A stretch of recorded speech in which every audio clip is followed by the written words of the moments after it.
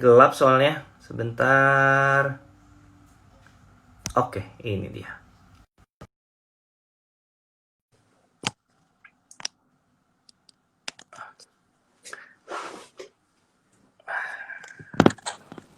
Hei, Luar biasa, luar apanya? biasa. Apanya? Produktif sekali di apartemen. Kok gue gelap sih? Gelap ya gue ya? Ini kan kita kan pengen Gue nyalain lampu mengasih ya? apa ya, bahwa tidak harus punya istana megah seperti Raditya Dika untuk bikin konten gitu loh. Gue juga ngontrak ini, ngontrak. Rumah Kontrak lagi sementara. direnov. Renov lo belum beres ya? Dan harus ini kan, harus selesai kan renovnya. Maksudnya harus dihentikan dulu kan. Karena kan kondisi lagi kayak gini kan.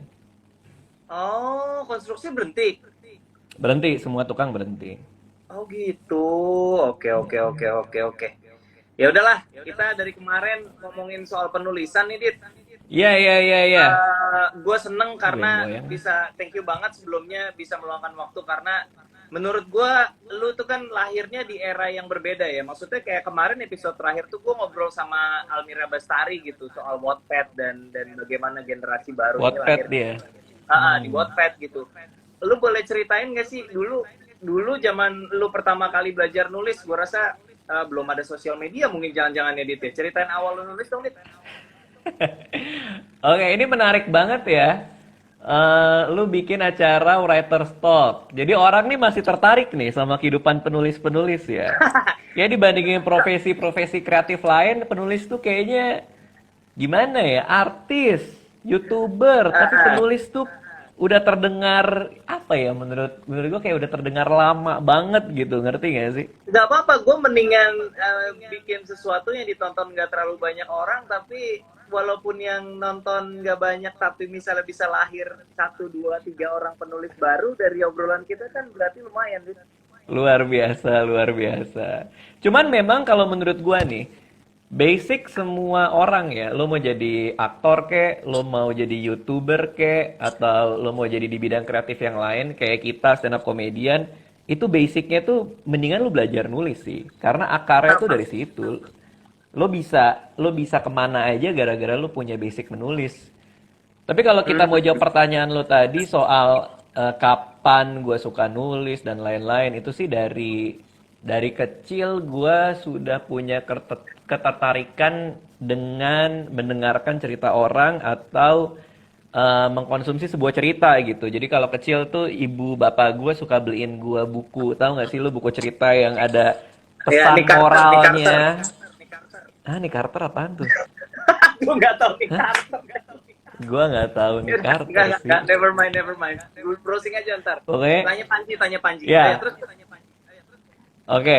Jadi buku cerita dongeng yang ada pesan moral, buku cerita dongeng yang ada pesan moral. Jadi gue tuh suka suka mengkonsumsi hal-hal yang kayak gitu. Gue suka mendengarkan cerita orang, Enid gue suka Blyton gitu membaca ya, Dit cerita ya? orang.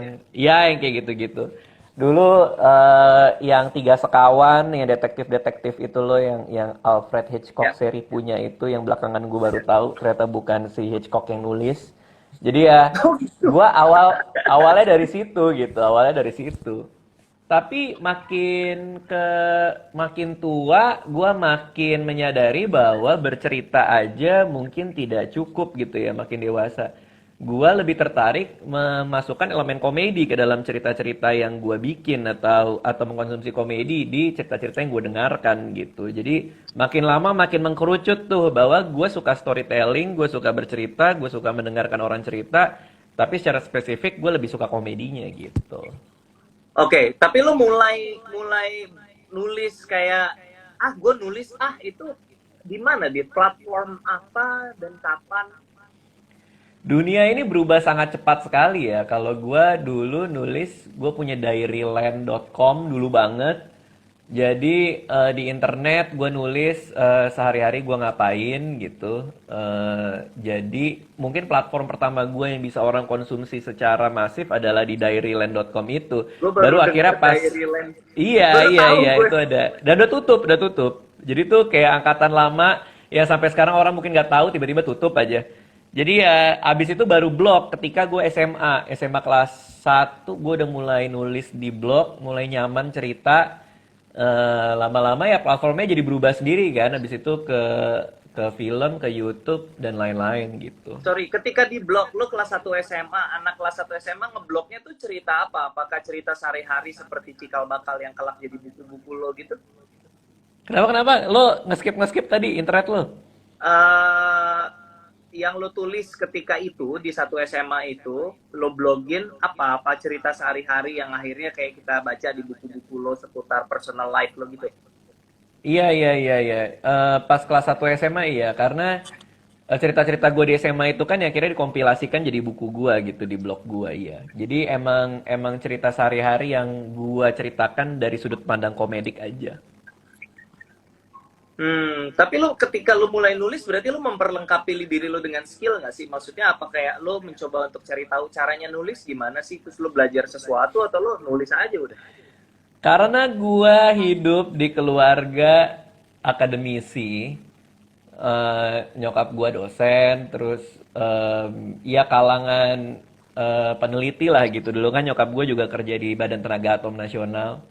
Jadi pendekatan-pendekatan kehidupan sehari-hari gue dalam membuat komprehensi atas apa yang gue baca dan gue lihat itu selalu pendekatannya secara saintifik gitu. Ini kenapa works? Ayo dipretelin, lalu kita uji coba gitu.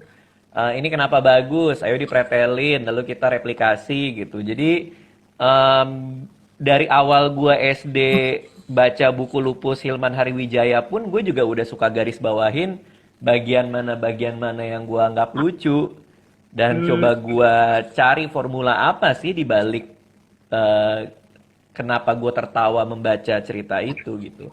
Bahkan habit itu pun juga gue bawa sampai sekarang gitu. Ketika gue kemarin bikin tour cerita cintaku, ya gue juga ngebedah berbagai macam pola interaksi dengan orang di atas panggung untuk gue replikasi di show gue sendiri gitu untuk dicari formulanya. Jadi emang pendekatan gue dari dulu sih kayak gitu. Nah menjawab pertanyaan lo ya berarti memang ada formula yang gue pakai, ada teknik-teknik yang secara sadar gue gunakan di dalam penulisan-penulisan gue bahkan ketika gue bikin blog pas SMA tadi. Oke, jadi misalnya lo kayak tadi lo mencoba menganalisis lupus gitu misalnya ya. Lo inget nggak Heeh. apa yang lo pelajarin? Apa yang lo dapat ketika lo mencoba untuk Nih, menggarisbawahi? contoh ya. Contoh ini menarik banget nih, karena gue masih inget banget. Contoh di salah satu buku lupus itu ada si lupus ini ganteng dari jauh kayak Brad Pitt, Oke, tapi kalau dari dekat kayak sendal jepit. oke, Oke. oke. Itu dalam muatan itu ada deskripsi atas seseorang. Lalu kenapa kita ketawa? Gua analisa bahwa ada kejutan di kalimat itu, which is di bagian belakang kalimatnya. Lalu ada komparasi yang sangat jauh antara Brad Pitt dengan sendal jepit. Eh, Lalu ada elemen objek siapa yang ditertawakan dalam kalimat itu, yaitu lupusnya sendiri. Nah, dengan merangkai itu gue bisa membuat sebuah kalimat komedi yang punya struktur dengan formula yang sama gitu. Misalnya, gua kalau tiap kali sekolah nggak pernah pakai sepatu, mukanya lusuh kayak apa, ada komparasinya, ada analoginya. Yang gua pakai berdasarkan kerangka yang gua dapat dengan membaca lupus gitu. Jadi ternyata banyak yang bisa gua pretelin, gua analisa dan gua bangun dengan gaya gua sendiri gitu. Iya, ya, correct me if I'm wrong, mungkin di Kambing Jantan di awal-awal itu cara itu termasuk jadi salah satu andalan, peluru andalan lo kayaknya. Kayak gue nggak inget joke-nya, tapi gue kalau sekarang setelah kita ngobrol gini gue inget-inget, iya juga ya lo kayak gue ini kayak ini, gue ini kayak dan kayaknya emang cukup ini ya, ampuh ya, jurus itu tuh ampuh ya gitu. Iya sih, iya karena kalau dulu banget landasan komedi yang selalu gua pahami adalah komedi itu butuh objek. Dan yang Hmm. paling bisa gue jadikan objek adalah diri gua sendiri. Karena kalau gua Ya. aja nyaman ngetawain orang lain yang baca buku gua pasti akan nyaman ngetawain dirinya sendiri, ya gua nggak apa-apa dong gitu. Nah, mendapatkan izin itu memang lebih mudah kalau gue membiarkan diri gue yang diolok-olok gitu. Dan itu sesuatu yang lo bawa sampai saat ini ya, Dit ya, bahwa ketika diri lo menjadi korban itu yang salah satu cara paling ampuh ya. Gue selalu tertarik dengan gimana orang mengobjektifikasi gue untuk menjadi sesuatu yang cemen sih. Kayak ini baru aja tadi di line temen main game gue tiba-tiba ngasih capturean trending Twitter nomor 1 itu Raditya Daki gitu kan. Terus gue bingung gak?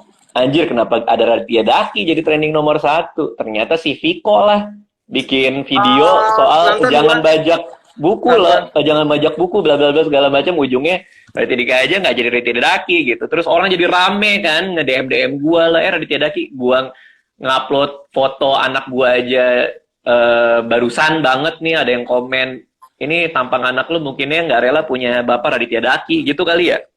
Jadi sampai sekarang aja itu menjadi amusement buat gua gitu. Ya menurut gua sih lucu-lucu aja gitu loh, dan gua nyaman-nyaman aja sih. Oke. Bosan gak sih Dit nulis buku? Produktivitas lo kan berapa tahun terakhir udah nggak kayak waktu awal-awal lo rajin nulis buku tuh. Apakah itu karena lo ngerasa jenuh? Apakah lo ngerasa buku mentok gitu, nggak ada lagi yang bisa lo explore di medium buku? Apa gimana, Dit? Kalau gue ya, menulis itu sebuah kegiatan yang buat gue dulu itu kayak terapi gitu buat gue. Gue sendirian di ruangan kecil dengan komputer depan gue atau laptop, terus semalaman gue menyusun kata-kata yang pengen gue tulis di dalam buku, dan gak sabar ngelihat orang ke toko buku membeli buku gue. Cuman rasa itu tuh sekarang banyak tergantikan oleh hal lain gitu loh. Kayak misalnya gue bikin YouTube, gue bikin sebuah seri baru, atau gue bikin kemarin tour cerita cintaku gitu. Rasa untuk menuangkan ide gue ke atas panggung cerita itu tuh feeling yang sama dengan dulu gue menulis buku gitu. Jadi gue tuh hidup dengan tujuan membuat sesuatu yang gue happy, gue seneng, setelah ngerjainnya gue puas, dan itu nggak melulu di buku. Makin lama buku itu makin tergantikan oleh platform-platform lain yang sedang gue coba jajaki ini. Mungkin suatu saat gue akan balik lagi, tapi nggak tahu ya. Terus terang sih kemarin gue nulis 10 halaman untuk buku baru ya. Gue depan komputer nulis 10 halaman buku baru. Tapi di tengah-tengah gue nulis, gue berhenti gitu. Dan gue mikir, ini bukannya bisa gue jadikan stand up. Ini bukannya gue bisa jadikan bagian dari materi ketika gue mau tour stand up komedi nanti gitu loh. Jadi itu yang ngebuat gue bikin stand up komedi aja gitu. Bahkan ketika gue tour stand up komedi terakhir aja itu banyak bahan yang tadinya mau gue pakai di buku baru gue gitu. Jadi makin lama makin apa ya, makin tergantikan oleh hal-hal ini. Belum lagi ya sebenarnya sih agak jauh ya ngomongnya. Belum lagi soal pembaca buku ya kan. Pembaca buku gue nggak yakin sebanyak dulu gitu. Dulu sih gue pertama kali nerima cek royalti gue kan, wow gila mantep banget. Tapi sekarang kalau gue ngelihat royalti gue dibandingin yang dulu aja kan jauh banget gitu. Jadi hal-hal kayak gitu yang ngebuat gue makin lama makin, ntar deh gue ngerjain yang lain dulu aja deh gitu. Boleh tahu nggak sih Dit, kenapa kan lu udah menjalani itu cukup lama ya. What happened to the book industry? Tadi lu bilang penghasilan penulis jadi menurun. Apakah tersaingi dengan konten lain atau gimana, Dit? Gue nggak tahu kalau yang lain ya. Tapi kalau gue pribadi aja, ketika gue nerima buku gue emang udah lama-lama ya. Tapi sebagai ilustrasi aja ya. Ketika gue nerima cek royalti gue yang terakhir aja, itu harus ditahan dulu sampai beberapa bulan depan karena nggak nyampe kuotanya, yaitu 250.000 rupiah.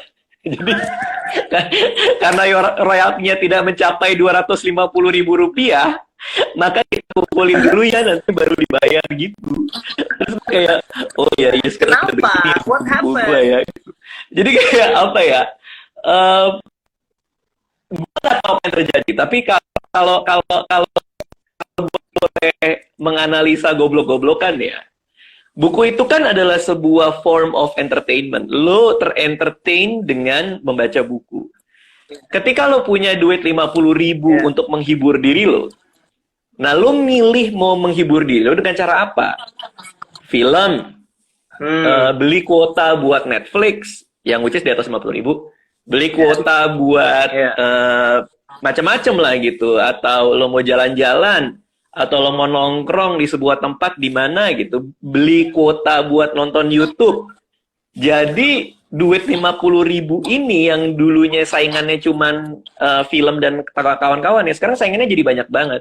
50.000 buat sebuah entertainment, mau nggak lo beliin buku gitu? Yang sebenarnya secara bentuk entertainment kan lebih pasif ya, lo duduk ngeliat. Sedangkan kalau lo nonton pertunjukan stand up tuh kan jauh lebih aktif, lo terlibat, ada emosi yang langsung keluar gitu.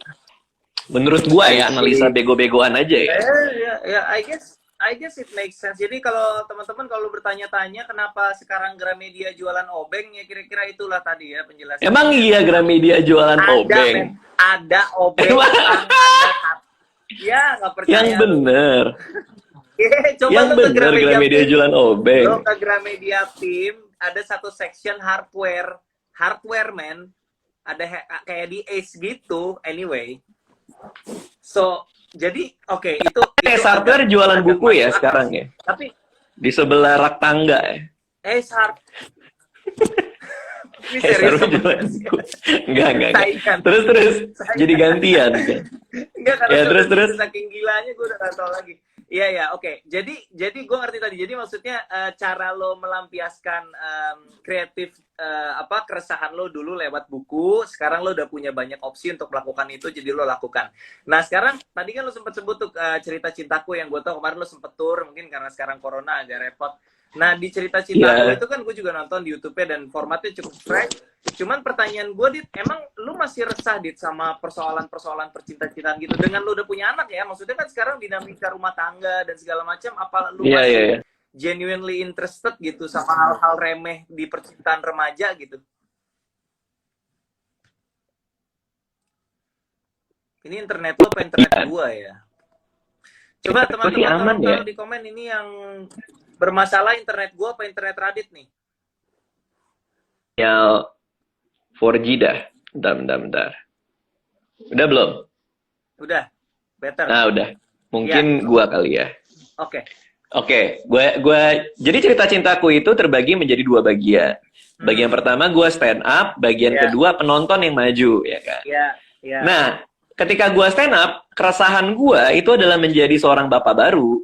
Jadi seorang bapak, gue yang penyendiri ini punya istri, punya anak. Jadi buat gue tuh resah banget. Itu gue ceritakan di stand up gue. Nah, kenapa cerita cintaku? Karena lebih ke keresahan penonton sebenarnya. Jadi penonton itu pasti punya banyak keresahan cinta. Karena kebetulan kan demografi yang dalam bayangan gue 18-24 yang akan maju. Jadi mereka yang punya keresahan soal cinta. Jadi cerita cintaku itu adalah untuk mereka sebenarnya, untuk penonton. Penonton maju dan menceritakan cerita cintanya yang akan gue moderasi lah gitu, atau gue roasting lah gitu. Iya, tapi kan untuk bisa lo menjalankan itu passionately juga lo harus punya mengembangkan rasa ketertarikan gitu. Berarti lo juga masih punya, buat lo pernak-pernik hubungan cinta anak muda itu menarik gitu ya, Dit? Buat gua pada saat ini ya masih menarik aja ya. Parenting saat ini juga menarik buat gua. Cuman kalau gua bikin cerita orang tuaku, jadi kayak lo mau maju terus cerita apa? Cerita aku punya anak gitu, itu bukan sesuatu yang universal aja gitu. Tapi kalau gue bungkus dengan cerita cintaku tuh, ada yang maju ngomongin anaknya, ada yang maju ngomongin. Jadi lebih universal buat konten gue lah, buat YouTube gue gitu. Oke. Jadi berarti kalau YouTube apa dong, Dit? Apakah YouTube lu sepragmatis itu yang kayak ya YouTube mah gue nyari duit aja, itu sumber penghasilan gitu, atau lu juga merasa ada idealisme tersendiri? Lo enggak, maksudnya kan lu punya idealisme yang berbeda-beda di masing-masing medium. Mungkin gue nggak tahu apakah YouTube sekedar buat menyantuni hidupnya Pandu apa gitu, gue pengen tahu. Kalau gue bikin di YouTube itu selalu formula gue adalah 1 buat orang lain, 1 buat gue. Satu gue Oke. bikin tentang financial planning untuk Ya, di masa ya. krisis wabah corona.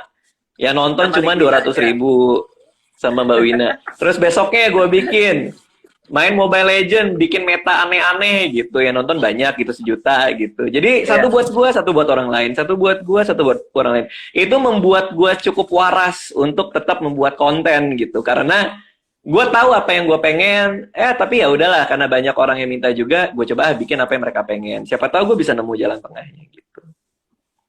Oke. Apa sih yang lu pengen lakukan tapi belum kesampaian dan akan lu wujudkan dalam waktu dekat mungkin?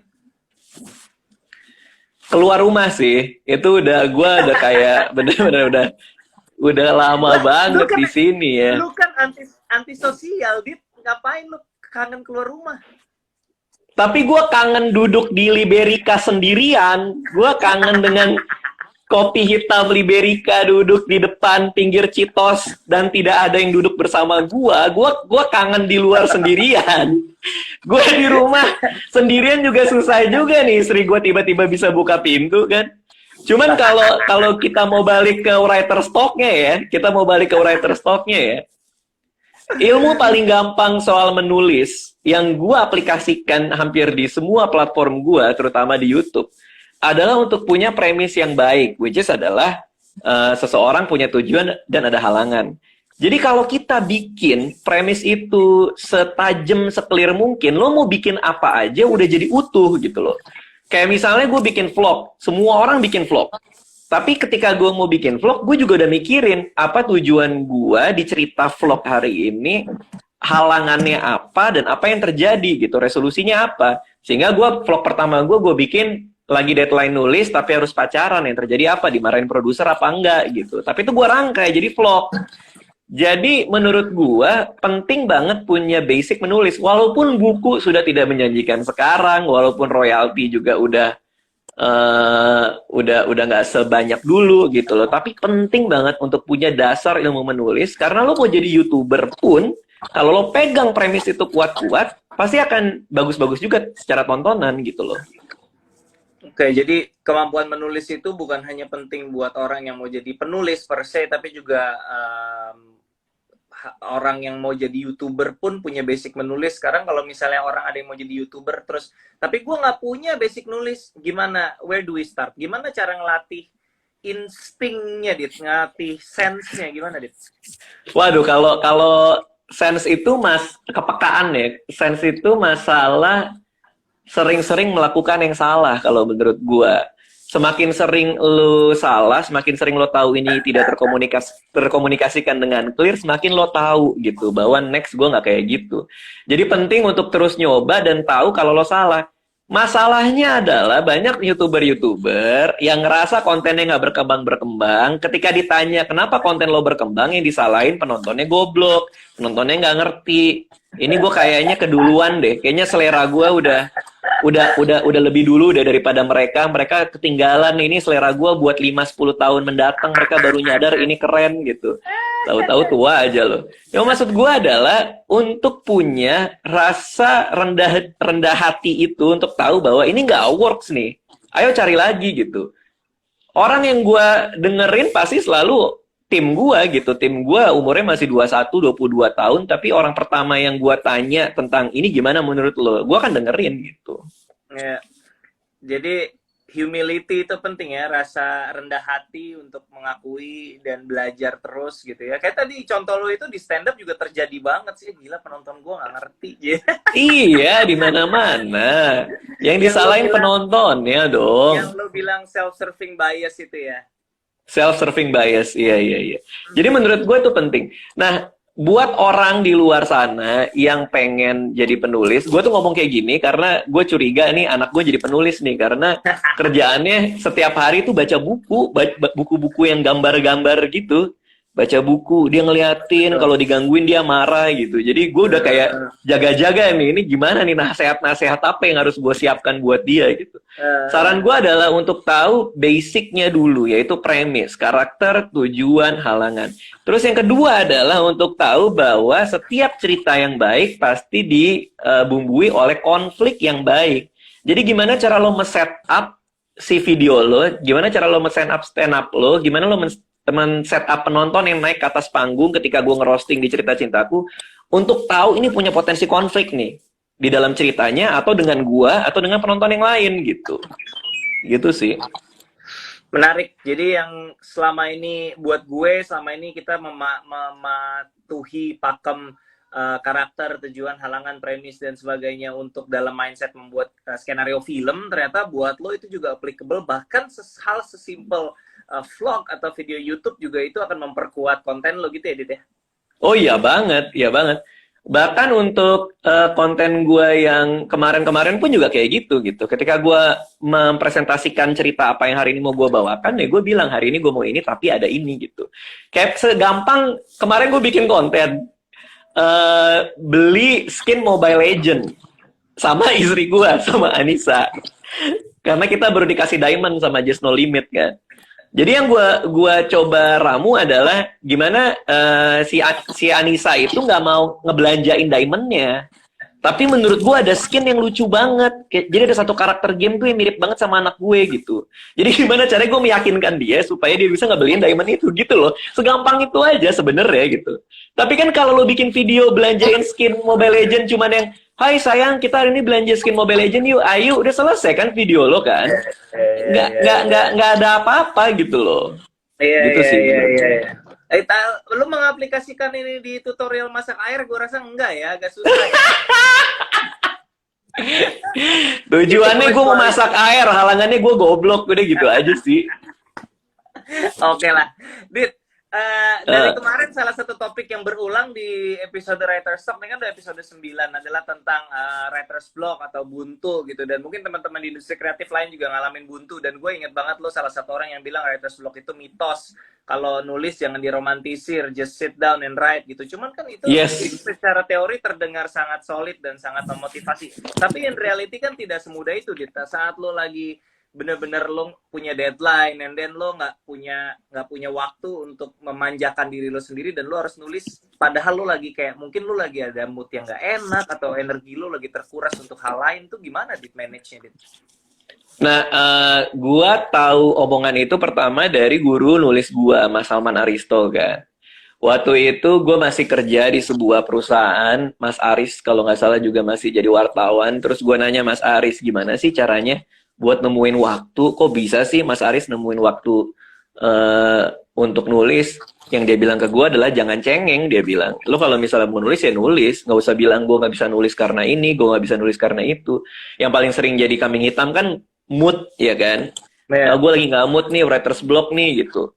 Jadi yang dilakukan adalah lo duduk aja, diem aja, nulis aja. Nah gara-gara itu gue dari yang tadinya nggak bisa nulis di mobil, jadi bisa nulis di dalam mobil. Jadi yang tadinya nggak bisa nulis di bioskop, jadi kalau filmnya lagi kayak nggak bagus di bioskop, gue suka pindah ke pojok, terus gue nulis dalam bioskop gitu. Gue bisa nulis kapan aja, di mana aja, dengan mood kayak gimana pun gue bisa.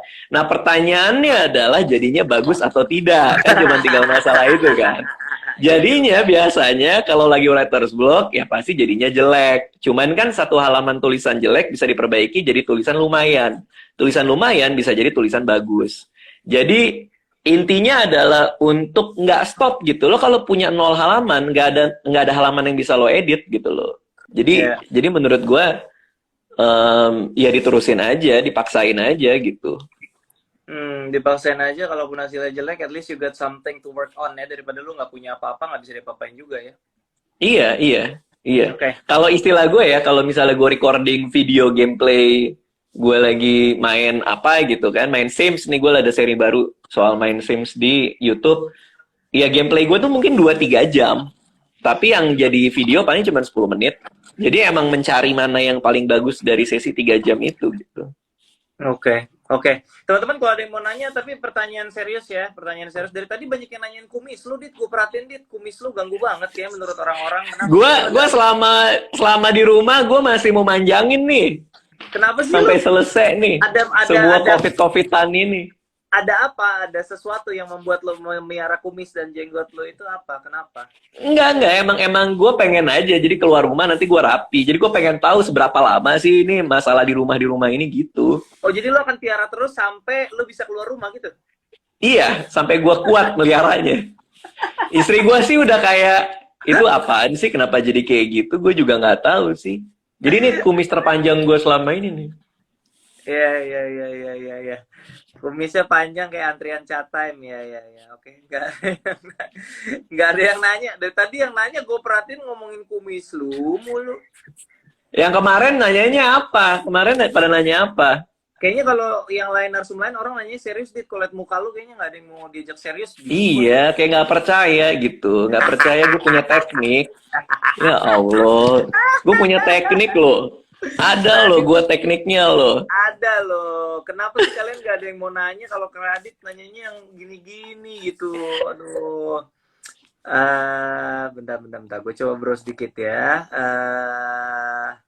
Gue yang nanya, Didit, kan waktu itu gue sempet denger lo mau bikin film dari yang itu tuh, Dit, yang seru banget, yang cerita lo yang rumah Eyang, apa kok belum, Dit? Oh iya iya iya, itu masih in development sih, masih dalam Skripnya. development. Kalau development kan suka lama. Oke, jadi ada film yang upcoming tadinya karena corona nyangkut atau memang lo masih develop script aja? Belum. Gue masih ada beberapa ide, beberapa premis yang gue lagi develop. Cuman ya karena tektokannya juga lumayan lama, jadi ya sembari ngejalanin itu, gue sembari ngerjain yang lain-lain juga gitu. Kalau gue sih sekarang terus terang sebenarnya kemarin tuh lagi seneng-senengnya tour stand up sih, lagi seneng-senengnya keliling gitu. Dan gue juga udah mulai nyicil nulis stand up comedy script buat berikutnya gitu. Cuman gara-gara virus ini kan jadi susah ya. Kita juga nggak tahu, mungkin masih setahun 2 tahun lagi bisa normal apa gimana. Oke, Dit, ini ada yang nanya, cuma gue jujur gue nggak tahu sih. Ini Iqbal Mutakin nanya, kenapa lo rekrut Reza buat jadi penulis YouTube lo? Reza tuh siapa, Dit?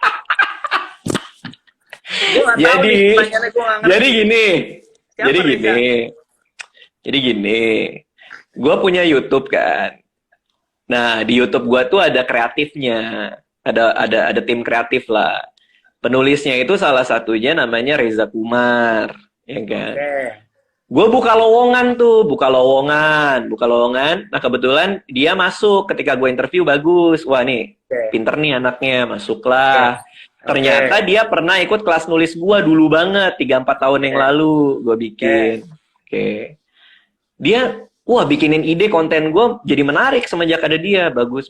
Tiba-tiba dia bikin channel YouTube sendiri. Orang tahu dia penulis gue. Isinya, kemarin itu dia ngitung jumlah meseseres dalam satu kantong. Terus kemarin itu dia ngocok telur selama 2 jam karena penasaran. Kemarin itu lagi dia ngomong aukarin nggak berhenti 1 jam. Aukarin gitu. Jadi gue udah mulai deg-degan nih gue ngelihat dia nih gitu. Karena orangnya pendiam, matanya kosong kan. Jadi gue kayak, ini orangnya sebenarnya gimana sih gitu. Jadi konten YouTube-nya tuh isinya kayak gitu semua, dan dia penulis gua gitu. Jadi gua ya mungkin nih orang nonton kali YouTube-nya si Reja ya. Jadi gua nggak tahu aslinya kayak gitu, ya udahlah. Nah, pertanyaan gua dengan konten kayak begitu subscriber dia udah berapa? Wah, gua nggak tahu deh. Ntar gua cek deh. Kayak banyak deh. Udah berapa ya? Ngitungin meses tuh cukup mind blowing sih, Dit. Kenapa dia kepikiran mau ngitungin meses ya? Nah, itu dia kata-kata dia. Dia bilang ini kontennya mind blowing. Persis itu terminologi yang dia pakai. Konten mind blowing gitu. Dia kenapa sih Reza Kumar? Tapi ngitung meses tuh, dan berapa isi meseseres dalam satu plastik, Dit? Jawabannya. Nih, gua buka ya. Jadi ada yang dia bikin telur dadar dikocok 1 jam ini. Dia pernah ngitung butiran nasi pada nasi goreng. Ini durasinya 1 jam 14 menit. Berapa viewsnya? Ngitung nasi berapa viewsnya? Yang ngocok telur itu 250.000 view. Yang ngitung nasi itu 80.000. Yang ngitung meseseres itu berapa? 130.000. Ya ampun. Ya sudahlah. Ya gitulah pokoknya. Gue kasih pertanyaan terakhir Edit dari follower ini menurut gue menarik juga. Dari Wakitfa, dengan kesibukan seperti itu, kira-kira butuh berapa jam tidur dalam sehari? Pernah nggak tidur cuma beberapa jam? Sleeping habit itu menurut gue menarik, Dit, karena gue pernah baca juga artikel soal orang kreatif, orang seni itu suka meromantisir begadang gitu. Kesannya tuh kalau lu kurang tidur tuh lo keren gitu. Kalau tidur lo kacau tuh lo keren gitu, seolah-olah gitu. Nah, in your case gimana, Dit? Soal jam tidur, Dit? Ya, ini pertanyaan yang susah buat gue jawab ya, karena jam tidur gue tuh lagi berantakan banget sekarang. Makanya tadi pas lo ngajakin gue live, lo ngingetin gue bilang gue treadmill dulu, karena gue kalau olahraga lebih gampang tidur. Kalau buat gue sih penting banget, jam tidur tuh penting banget. Cuman gue pun juga masih kesulitan untuk mempraktekkan ya, karena gue tidur tuh jam 1, jam 2 juga sih. Bangun? Jadi bangun ya kadang jam 6, kadang jam 7 gitu. Pagi banget, Kadang jam 11. Pendek dong. Iya, gue nggak tahu. Gue soalnya bilang ke istri gue, jam berapapun gue tidur, gue harus bangunnya jam segitu gitu. Supaya gue nggak bangun terlalu siang, nantinya tidurnya malah subuh gitu. Oke. Emang susah sih. Kalau gue sih susah sih. Tapi lu termasuk orang yang kayak berusaha untuk terlepas dari berhasil atau enggaknya ya, lu believe kalau jam tidur yang cukup itu penting, atau lu termasuk enggak juga, cuek aja gue gitu. Penting banget sih, penting banget. Dulu itu gue suka begadang karena kalau keasikan itu gue nggak bisa tidur, di kepala gue tuh selalu kayak ngeganggu gitu loh, kayak gatel banget, rasanya tuh kayak gatel. Iya, kayak gue kayak harus bangun untuk gue kelarin deh gitu. Cuman ya itulah, itu nggak bagus sih sebenarnya ya. Ya. Oke, Dit, gue di ending nanya pertanyaan yang sama ke semua orang yang di Writer's Talk. Pertanyaannya adalah, ketika lo baru memulai gitu, ingat masa-masa yang ketika lo baru merintis karir lo sebagai penulis, what advice do you wish you knew gitu? Hal apa yang andai gue tahu kalau titik-titik gitu? Oh, jadi YouTuber aja duitnya lebih banyak. Jangan deh. Gak apa-apa. Nih, gua kasih nasihat yang bisa gua bilang ke anak gua. Oke, good. Apa? Ya. Nasihatnya adalah jangan merasa hebat, itu aja. Semakin lu ngerasa lo belum cukup, lu akan semakin sering belajar. Itu nasihat yang gua akan bilang ke anak gua. Nah, kalau kamu mau jadi penulis, jangan pernah merasa hebat. Selalu merasa kamu bisa lebih dari ini. Yang kedua, jadi YouTuber. Gitu. Raditya Dika, terima kasih buat untuk makasih ya. Dari awal, tungguin ini di IGTV gua. Bye, Dit. Thank you, Dit. Bye. Thank you, Nas.